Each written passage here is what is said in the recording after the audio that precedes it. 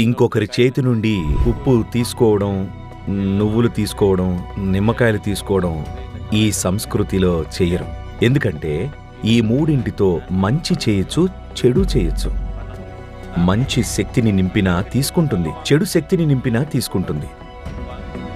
అందుకే అంటారు, మీకు ఎవరైనా ఉప్పు ఇస్తే చేతుల్లోకి తీసుకోకూడదు, కిందనే పెట్టమనాలి. నిమ్మకాయల్లాంటివన్నీ ఎవరి చేతి నుండి తీసుకోవాలంటే గురువో, సన్యాసో లేదా యోగి లాంటి వాళ్ళో ఇస్తే తీసుకోవాలి. ఇంకెవరైనా చేతిలోకి ఇస్తే నిమ్మకాయలు తీసుకోకూడదు. ఇది మీకు చిన్నప్పటి నుంచి చెప్పారా లేదా? నువ్వులు కూడా తీసుకోకూడదని చెప్పారా లేదా? ఇలాంటి హాని చేసేవాళ్ళు సామాన్యంగా ఈ చేష్టలు సూర్యాస్తమయం తర్వాతే చేస్తారు.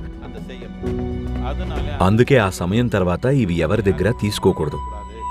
మన భద్రత కోసం పెద్దలు నేర్పిన ఒక చిన్న జాగ్రత్త ఇది, అంతే.